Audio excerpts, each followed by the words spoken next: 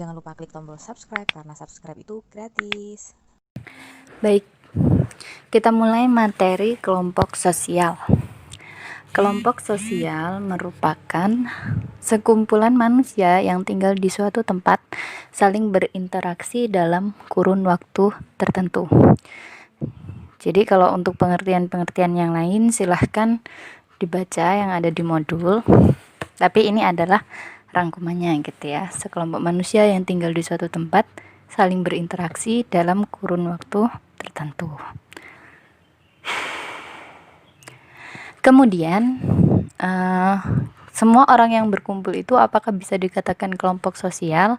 Tidak, karena kelompok sosial itu punya syarat-syarat. Yang pertama, mereka harus saling berinteraksi. Jadi harus ada interaksi untuk mencapai tujuan. Nggak mungkin kan kalau misalkan kita bersama-sama mau mencapai tujuan tapi tidak saling berinteraksi, diam-diaman kayak gitu kan nggak mungkin. Maka itu syarat yang pertama. Syarat yang kedua adalah memiliki tujuan.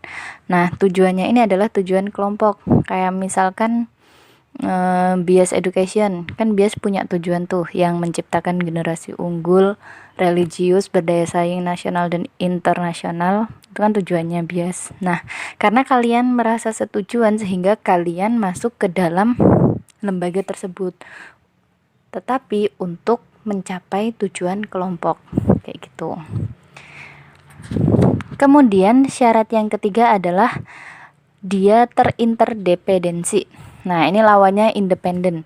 Kalau independen itu kan dia bisa berdiri sendiri. Kalau interdependensi berarti mereka nggak bisa berdiri sendiri. Atau istilahnya mereka saling bergantung untuk memenuhi kebutuhan di dalam kelompok tersebut. Nah, kemudian syarat yang keempat yaitu ada strukturnya. Ada struktur secara umum. Kelompok itu memiliki struktur, ada yang memimpin, ada yang dipimpin, ada yang dikendalikan kayak gitu. Yang kelima, relatif stabil perihal jumlah dan juga pertemuan. Jadi kayak kelas kalian nih, kelas jumlahnya kan dari awal itu nggak terlalu banyak berubah kayak gitu ya. Nah, pertemuannya juga kan terjadwalkan. Oh, setiap sehari ini ada 4 pertemuan di dalam kelas kayak gitu. Itu berarti ciri yang ke-5. Kemudian ciri yang ke-6 adalah ada persepsi yang dua arah. Maksudnya apa persepsi dua arah ini? Harus diakui dan harus mengakui. Ya, jadi diakui itu berarti kelompok mengakui bahwa kamu adalah bagian dari kelompok tersebut, dan mengakui berarti kamu mengakui bahwa kelompok itu adalah kelompokmu. Ya, jadi nggak sepihak doang. Masuk ke macam-macam kelompok sosial. Macam-macam kelompok sosial ini ada berdasarkan beberapa faktor. Yang pertama berdasarkan keberadaan strukturnya. Ada kelompok yang teratur, ada yang tidak teratur. Kalau kelompok yang teratur itu mereka memiliki struktur dan terorganisir. Misalnya kelas gitu ya, kelompok kelas itu kan berarti ada strukturnya. Ada ketua kelas, anggota, dan lain sebagainya. Kemudian misal lagi komunitas ya, komunitas itu kan biasanya ada pemimpinnya, anggotanya juga punya tugas-tugas masing-masing. Nah, itu kan berarti mereka terorganisir. Kemudian ada yang tidak teratur, tidak terorganisir. Mereka tidak punya struktur, nggak ada yang memimpin. Jadi masing-masing orang di dalamnya itu ya bergerak sesuai kehendak mereka kayak gitu. Contohnya kerumunan. Ya, itu masuk ke kelompok yang tidak teratur. Kemudian macam-macam kelompok yang berikutnya adalah kelompok menurut ukurannya. Menurut ukuran kelompok itu ada kelompok kecil, Kelompok kecil itu beranggotakan ya 2 sampai 4 orang gitulah ya. Kemudian mereka itu interaksinya erat karena kan cuman sedikit ya. Jadi lebih intensif interaksinya. Contohnya itu adalah keluarga inti. Tuh. Nah, kemudian untuk kelompok berdasarkan ukurannya ini ada kelompok massa. Nah, massa ini jumlahnya besar dan tidak diperhatikan. Jadi nggak ada yang mau ngitung ya jumlah massa itu berapa kayak gitu. Biasanya cuman kisaran-kisaran aja. Contohnya itu adalah massa aksi atau mungkin massa yang sedang ngantri pembagian sembako gitu. Itu adalah kelompok massa. Kemudian publik itu adalah halayak ramai yang terpusat dalam satu media. Jadi ada satu media yang menyatukan mereka. Kayak misal ada publik dari Radio Andika. Artinya mereka disatukan dalam satu media, yaitu media Radio Andika. Atau mungkin pembaca koran Jawa Pos. Pembaca koran Jawa Pos itu berarti dia adalah publik dari Jawa Pos. Kayak gitu. Jadi ada pusat yang menjadi perhatian mereka itu disebut publik dari pusat tersebut. Kemudian macam-macam kelompok yang selanjutnya ada dari proses terbentuknya. Ada kelompok semu, ada kelompok nyata. Nah, kelompok semu ini sifatnya hanya sementara. Hanya sementara, tidak terorganisir. Ya, contohnya itu ada kerumunan, publik, massa. Itu adalah kelompok yang semu. Kalau kelompok nyata, ini adalah kelompok yang jelas gitu ya, nyata. Lebih lama daripada kelompok semu yang hanya sementara. Di situ ada kelompok sosial. Kelompok sosial ini tadi pengertiannya udah kita pahami ya. Kemudian kelompok statistik. Kelompok statistik ini hanya muncul akibat ada seorang peneliti yang mau meneliti sebuah masyarakat. Jadi kelompok statistik ini hanya disadari oleh peneliti. Orang yang ada di dalam kelompok statistik ini biasanya tidak menyadari bahwa mereka adalah anggota suatu kelompok. Jadi kayak misal saya seorang peneliti, saya ingin meneliti penduduk Pare yang berkacamata kayak gitu. Berarti kelompok statistik saya adalah orang-orang yang ada di Pare yang mereka menggunakan kacamata. Kan mereka nggak menyadari bahwa ternyata mereka itu dalam satu kelompok statistik. Yang sadar itu cuman saya sebagai peneliti. Gitu, itu kelompok statistik. Kemudian kelompok formal. Kelompok formal ini ya kelompok resmi gitu ya. Jadi ada strukturnya, ada aturan-aturannya, bagaimana bertindak di dalam kelompok dan lain sebagainya. Kemudian kategori sosial. Nah, kategori sosial ini biasanya anggotanya itu kadang menyadari, kadang tidak. Jadi tergantung kategorinya aja. Misal kategori remaja, perempuan, usia belasan tahun, ya ialah remaja ya belasan tahun. Nah, berarti dia masuk ke kategori remaja atau mungkin kategori lansia ketika usianya udah di atas 64 tahun kayak gitu. Itu masuk dari kategori sosial. Macam-macam kelompok yang berikutnya yaitu berdasarkan erat longgarnya hubungan. Nah, berdasarkan erat longgarnya hubungan ini ada beberapa kelompok gitu ya. Yang dua yang pertama itu paguyuban sama patembayan. Pasti teman-teman udah familiar sama paguyuban dan patembayan ya kan. Paguyuban itu istilah lainnya Gemeinschaft dengan ciri-ciri hubungan kultural, informal, erat, dan abadi. Ya, jadi dia itu nggak resmi, dia terikat karena biasanya ada hubungan darah gitu ya, atau mungkin terikat secara apa ya, ada jenis-jenisnya sih. Gemeinschaft ini. Yang pertama, Gemeinschaft by blood, berarti dia guyup itu karena memiliki darah keturunan yang sama, ya. Jadi mereka terikat karena keturunannya sama, itu by blood. Kemudian by mind, pemikiran, mereka punya pemikiran yang sama, misal seiman atau mungkin satu ideologi, dia punya pandangan yang sama mengenai suatu hal. Itu juga bisa membentuk paguyuban. Yang ketiga itu by place atau berdasarkan tempat asalnya. Biasanya kan kalian itu pernah mendengar istilah, misal ada keluarga mahasiswa asal Papua misalkan. Nah, berarti kan mereka itu terbentuk guyup.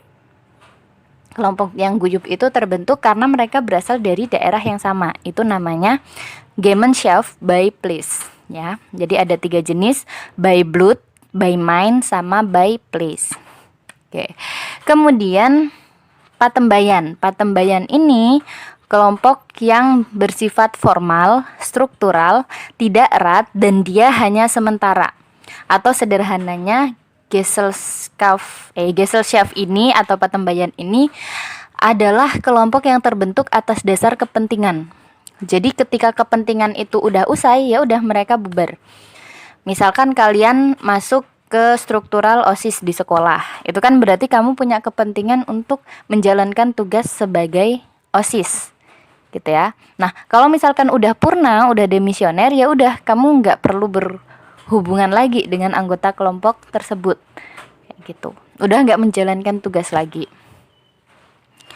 Tapi kalau misalkan hubungannya sangat erat gitu ya, di OSIS itu hubungannya sangat erat, bahkan kalian udah merasa seperti keluarga, setelah purna kalian nggak berpisah gitu ya, ya berarti sekalipun kalian secara tugas udah purna, berarti kan kalau masih ada tugas itu Gesellschaft. Kalau setelah purna kalian masih berkelompok, berarti kalian udah masuk ke Gemeinschaft, kayak gitu. Jadi Gesellschaft ini bisa jadi Gemeinschaft kalau memang hubungannya itu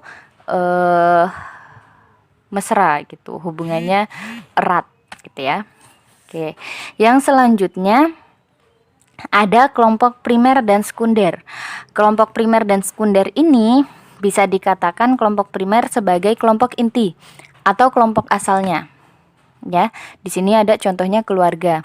Ada contoh lain, misalkan kalian anggota dari kelas A. Anggota dari kelas A, kemudian saat ada acara outbound, kalian dibentuk nih kelompok baru lagi. Kelompok mangga misalkan. Nah, kelas A ini adalah sebagai kelompok primer kalian. Lebih dekat interaksinya daripada kelompok mangga. Karena itu adalah kelompok keduanya kalian. Kayak gitu, kelompok baru. Kalian masih tetap punya kelompok primer di kelas A.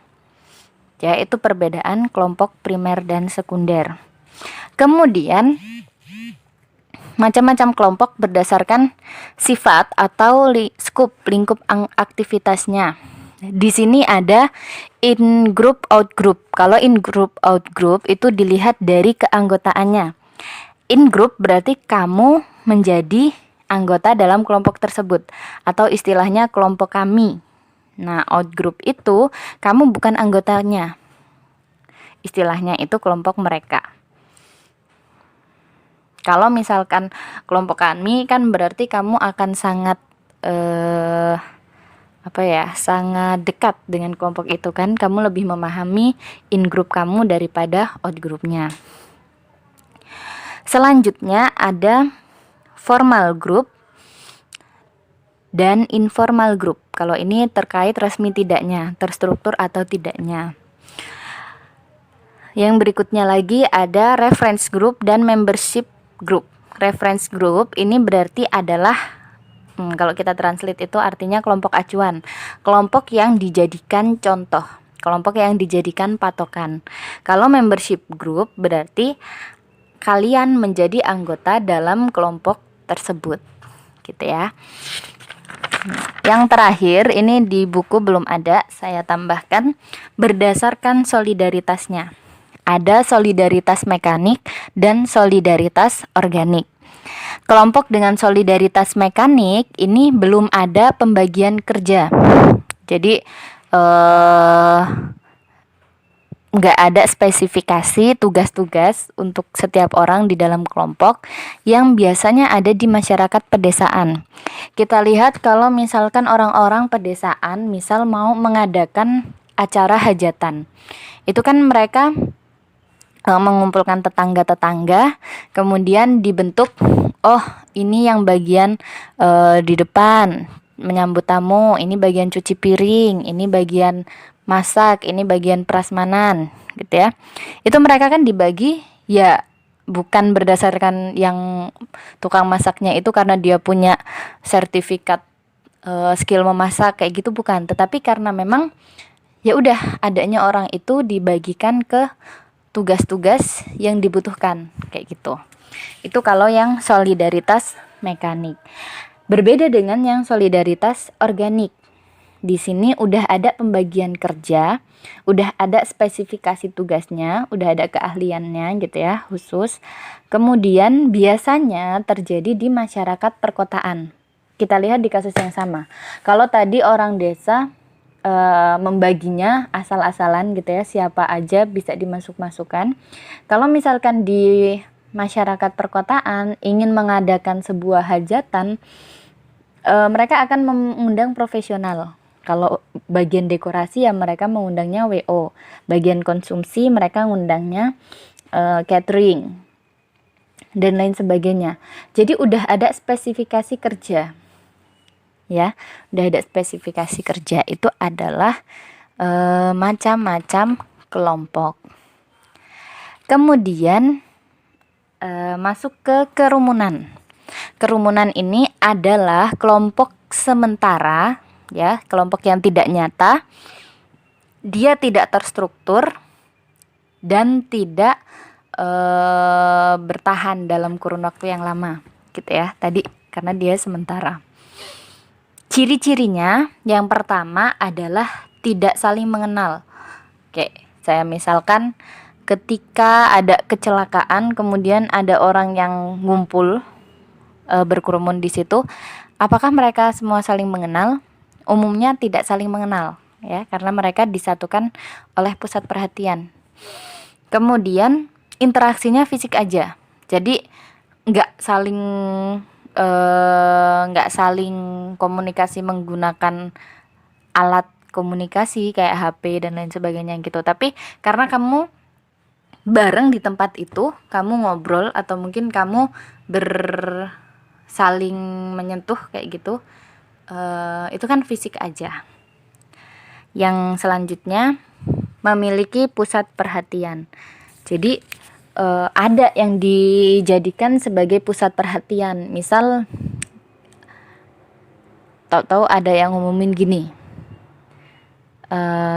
bukan pengumuman deh, contoh yang lain. Misal ada kecelakaan di pinggir jalan, kemudian mengundang orang-orang yang ada di sekitarnya itu untuk datang ke lokasi kecelakaan tersebut untuk melihat apa sih yang terjadi kayak gitu. Itu kan berarti ada pusat perhatian gitu. Atau yang dulu pernah ada apa ya, misal nih ada di suatu tempat ada ayam berkepala dua kayak gitu. Itu kan sesuatu yang gak biasa gitu ya, sehingga mengundang orang untuk datang ke situ untuk berkerumun, untuk melihat apa sih ayam berkepala dua kayak gitu. Nah, ciri-ciri selanjutnya adalah tidak terorganisir dan tidak ada struktur. Jadi kedudukan orang-orang yang ada di dalamnya itu sama, nggak ada yang sebagai ketua, nggak ada yang sebagai si apa, seksi apa, kayak gitu nggak ada. Mereka semua adalah sama. Ciri berikutnya insidental. Insidental itu maksudnya dia bisa terjadi di mana aja dan bisa terjadi kapan aja, kayak gitu.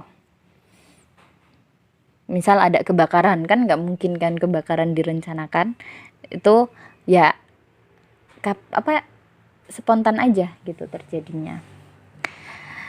Kemudian bebas keluar masuk. Anggota ini nggak harus daftar dulu kalau mau berkerumun gitu ya. Kalau mau nonton orang kecelakaan, maksudnya melihat orang kecelakaan itu kan nggak harus daftar dulu ya. Saya izin mau lihat kecelakaan kayak gitu, nggak harus. Atau kalau udah tahu yang kecelakaan langsung pergi aja gitu, nggak usah izin. Oh saya udah ya nontonnya kayak gitu, nggak ya. Dan orang kecelakaan itu jangan ditonton, oke? Harus segera lapor ke pihak yang berwajib gitu ya. Selanjutnya, ciri-ciri kerumunan yang terakhir itu adalah identitas pribadi hilang. Jadi, ketika kita sudah berkerumun di dalam sebuah kelompok, identitas kita itu udah nggak ada, digantikan dengan identitas kelompok. Misal nih, Slank mengadakan konser, kemudian datang tuh kan ya para fansnya Slank, namanya Slankers gitu ya. Ketika kita udah masuk ke dalam kerumunan itu, maka udah nggak ada lagi identitas kita. Kita udah jadi Slankers kayak gitu. Nanti misalkan ada sesuatu, 3 orang Slankers yang ditemukan bla bla bla bla seusai nonton konser. Nah, 3 orang ini kan nggak disebut per namanya gitu ya. Jadi identitas pribadinya hilang. Yang muncul adalah identitas kelompoknya, yaitu Slankers ya. Itu adalah ciri-ciri kerumunan. Nah, ada beberapa tokoh yang mencoba untuk mengklasifikasikan kerumunan. Jadi dibikin ada beberapa jenis kerumunan. Yang pertama itu adalah menurutnya si Blumer. Blumer ini mengelompokkan kerumunan menjadi 4 jenis. Yang pertama adalah kerumunan sambil lalu atau casual crowd. Kerumunan sambil lalu ini ya namanya sambil lalu sangat sementara kayak gitu. Ketika yang menjadi tujuan itu udah tercapai, ya udah mereka akan pergi.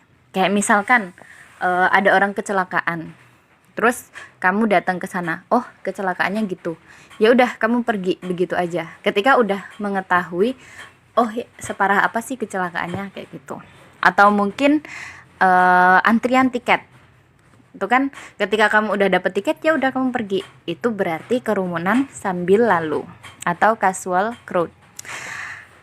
Yang kedua adalah kerumunan konvensional atau conventional crowd. Conventional crowd ini udah terjadwalkan sekalipun audiensnya enggak tetap. Kayak misalkan di tempat peribadatan. Di tempat peribadatan itu kan sudah ada waktu-waktu tersendiri orang-orang untuk datang beribadah. Jadi enggak harus diundang, mereka udah tahu, oh setiap kali hari ini bisa datang ke gereja ini karena itu kan jadwal peribadatan, atau mungkin waktu sholat gitu ya, ke masjid setiap kali waktu sholat itu kan orang udah tahu kapan aja waktunya. Itu namanya conventional crowd. Jadi kerumunan yang muncul akibat sudah ada jadwal yang rutin, sudah ada jadwal rutin. Kemudian ada expressive crowd. Nah, expressive crowd ini adalah kerumunan yang di sana dia menunjukkan ekspresinya. Kayak misal nonton konser, itu kan berarti mereka bisa berekspresi ya, mengikuti, ikut bernyanyi gitu ya, ikut bernyanyi sama idolanya. Atau mungkin penonton sepak bola ikut jerit-jerit mengekspresikan ketegangan ketika main sepak bola kayak gitu ya. Ketika nonton juga itu kan banyak yang mengekspresikan. Nah, kemudian yang terakhir itu kerumunan bertindak atau acting crowd. Nah, di situ ada kerumunan yang bertindak. Ini bentuknya kayak tawuran atau mungkin main hakim sendiri kayak gitu. Itu namanya acting crowd menurutnya si Blumer. Nah, selanjutnya tokoh berikutnya itu ada Kingsley Davis. Dia itu lebih merinci lagi daripada si Blumer. Kalau sama Blumer tadi cuma dikelompokkan ke dalam 4 jenis. Nah, kalau sama Kingsley Davis ini dikelompokkan ke dalam 3 tapi itu ada pembagian-pembagiannya. Yang pertama berdasarkan hubungannya dengan struktur sosial. Jadi ada nggak sih kaitannya struktur sosial dengan anggota kelompok ataupun anggota kerumunan tersebut. Yang pertama ada halayak. Halayak ini penonton formal atau kita sebut publik. Artinya ada kaitannya publik medianya itu menyampaikan apa, kemudian halayak menerima itu sebagai informasi kayak gitu. Jadi diterima aja gitu. Kamu kalau nonton berita, oh ternyata di sini ada kejadian ini, kan menerima saja. Itu berarti masuknya ke dalam halayak. Kalau ekspresif ada responnya. Jadi ketika kamu nonton, kemudian kamu ngasih respon, apakah kamu senang, apakah kamu tambah semangat dan lain sebagainya. Kayak gitu, ada respon ke penyajinya. Itu berdasarkan hubungannya dengan struktur sosial. Kemudian yang kedua itu berdasarkan hubungannya yang sementara. Ada inconvenient aggregation atau kelompok kurang menyenangkan. Misalkan ketika kalian lewat, kemudian ada orang yang berceloteh-celoteh, apa ya istilahnya, catcalling. Iya, catcalling kalau nggak salah. Jadi ada orang lewat, assalamualaikum uhti, kayak gitu. Itu kan membuat tidak nyaman, kayak gitu. Nah, itu masuknya ke inconvenient aggregation. Jadi kelompok yang kurang menyenangkan. Yang kedua ada panic crowd, kelompok yang panik. Nah, biasanya kalau misalkan ada kebakaran itu kan orang langsung berlarian ya. Itu kerumunan yang muncul karena ada kepanikan. Atau ada bencana alam, orang langsung berhamburan. Itu namanya panic crowd. Kemudian ada spectator crowd. Spectator crowd ini ada yang jadi pusat perhatian. Kayak tadi misal kecelakaan. Itu kan menjadi pusat perhatian, orang-orang langsung pada datang ke sana, kayak gitu. Nah, yang terakhir itu kelompok kerumunan yang berlawanan dengan hukum. Jadi melanggar hukum gitu ya. Yang pertama itu ada acting mobs. Kalau tadi di Bloomer itu istilahnya acting crowd, kalau di Kingsley Davis ini istilahnya acting mobs. Jadi main hakim sendiri. Itu kan melanggar hukum ya. Harusnya ketika ada maling, maka harus dilaporkan ke polisi kayak gitu. Kita nggak boleh menghakimi maling tersebut. Itu namanya main hakim sendiri. Nah, kemudian ada immoral crowd atau kelompok tidak bermoral. Nah, kelompok tidak bermoral ini contohnya misal kelompok pemabuk atau segerombolan pembegal dan lain sebagainya, itu tidak punya moral gitu ya. Oke, itu penjelasan mengenai kelompok sosial.